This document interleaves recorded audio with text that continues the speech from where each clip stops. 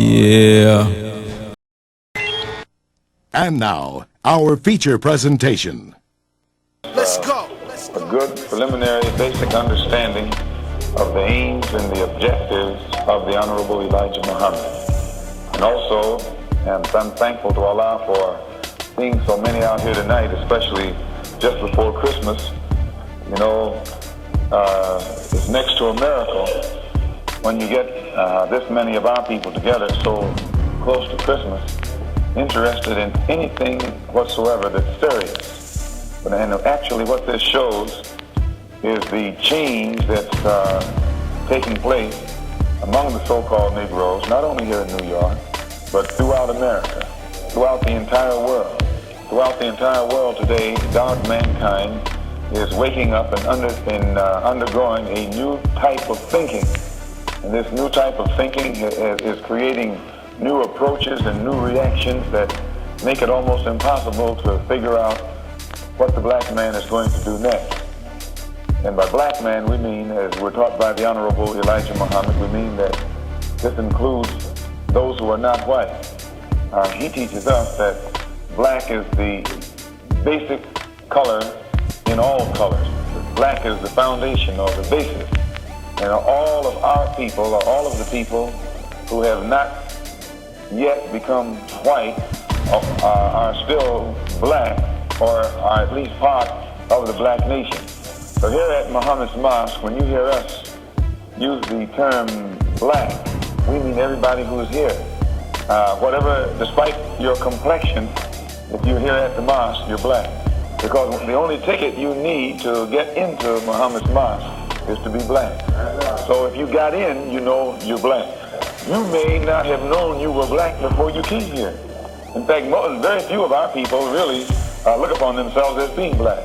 They think of themselves as practically everything else on the color spectrum except black.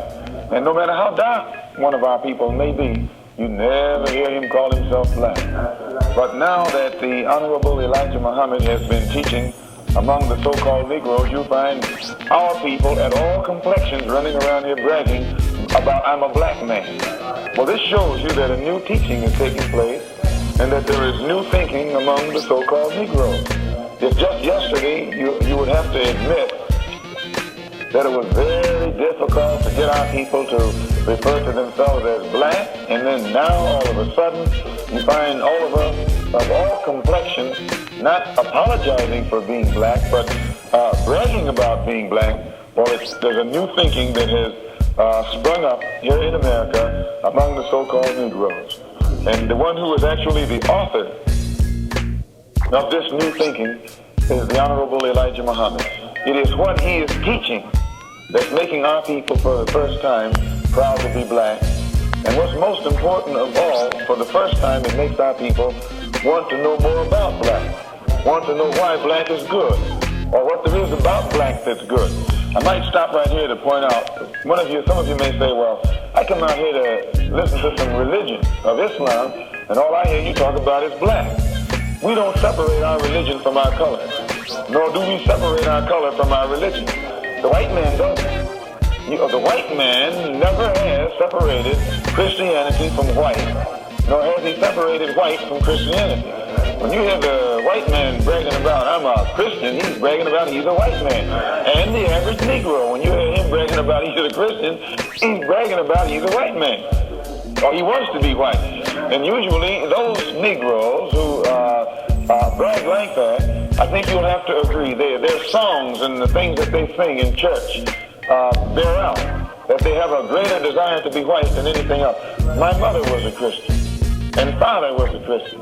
And I used to hear them when I was a little child sing songs, Wash Me White as Snow. My father was a black man, and my mother was a black woman. But yet the songs that they sang in their church were designed to fill their heart with a desire to be white. So many people, especially our people, they would get resentful to hear us say something like this. But then, rather than get resentful, all they have to do is think back over the many of the songs and much of the teaching and the doctrine that they were taught while they were going to church, and they'll have to agree that it was all designed to make us look down at black and up at white. So the religion that we have, the religion of Islam, the religion that makes us Muslims, the religion that the Honorable Elijah Muhammad is teaching us here in America today, is designed to undo in our mind what the white man has done to us. It's designed to undo the type of brainwashing that we had to undergo for 400 years at the hands of the white man in order to bring us down to the level that we're on today. So when you hear us when you hear us often refer to black and almost in a boastful way, and actually we're not boasting, we're speaking of it in a factual sense. All we're doing is telling the truth about our people. Whenever you exalt black, that's not propaganda. When you exalt white, that's propaganda. Because no one can give biological evidence that there is any basis to elevate white or place white above everything else. But you can give biological evidence to show where black actually is the stronger and the superior of the two, if you want to make that kind of comparison. So never think ill of the person whom you hear representing the Honorable Elijah Muhammad if an overemphasis seems to be placed upon black, but rather sit and analyze and try and get an understanding.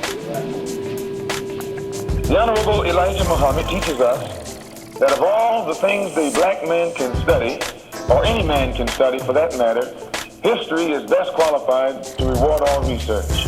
You have to have a knowledge of history no matter what you're going to do. Anything that you undertake, you have to have a knowledge of history in order to be successful in it.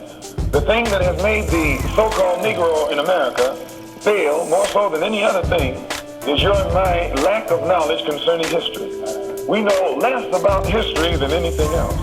There are black people in America who have mastered the mathematical sciences, have become professors and experts in physics, are able to toss Sputniks out there in the atmosphere, out in space. They're masters in that field. We have black men who have mastered the field of medicine. We have black men who have mastered other fields.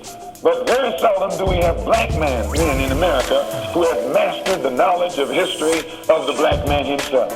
They are experts. We have among our people those who are experts in every field.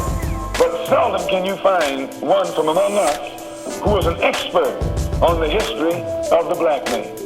And because of his knowledge concerning the history of the black man, no matter how much he excels in these other sciences, he's always confined.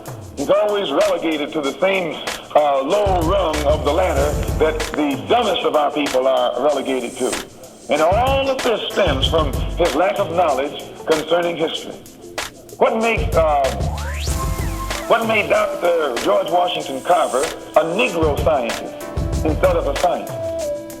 What made Paul Robeson a Negro actor instead of an actor? What made Ralph Bunche, or makes Ralph Bunche, a Negro statesman instead of a statesman? The only difference between Bunche and Carver and these others whom I just mentioned, they don't know the history of the black man. Bunche is an expert, an international politician, a politician on the international level. But Bunche doesn't know himself. He has no knowledge of the history of his own people. He can be sent all over the world by America to solve problems for America or to solve problems for other nations, but he can't solve problems for his own people in this country. Why? What is it that ties our people up in this way? The Honorable Elijah Muhammad says it boils down to just one word: history. When you study the history of Bunche, his history is different from the history of the black man who just comes here from Africa. And if you notice, Bunche was in Atlanta, Georgia during the summer NAACP convention. He was Jim Crowed. He was segregated. He was not allowed to go in a hotel down there. Yet there are Africans who can come here black as night and go in some of these cracker hotels. Well, what is the difference between Bunche and one of them? The difference is Bunche doesn't know his history, and they, the Africans, do know their history. They may come here out of the jungles, but they know their history. They may come here wearing sheets with their head all wrapped up, but they know their history. You and I can come out of Harvard, but we don't know our history. And the basic difference in why we are treated as we are, one knows his history and one doesn't know his history. The American Negro doesn't know his history. The American so-called Negro is a soldier who doesn't know his history. He's a servant in America who doesn't know his history. He's a graduate from Harvard or Columbia or Yale or Howard or Tuskegee who doesn't know his history. And because he doesn't know his history, he's confined. He's limited. He's held under the control and the jurisdiction of the white man who knows more about the history of the Negro than the Negro knows about himself. But when you and I wake up, as we're taught by the Honorable Elijah Muhammad, and learn our history, learn the history of our kind as well as the history of the white kind, then then the white man is at a disadvantage and we're at an advantage. The only thing that puts you and me at a disadvantage is our lack of knowledge concerning history. So one of the reasons, one of the missions, one of the objectives of the Honorable Elijah Muhammad here in America is not only to teach you and me the right religion,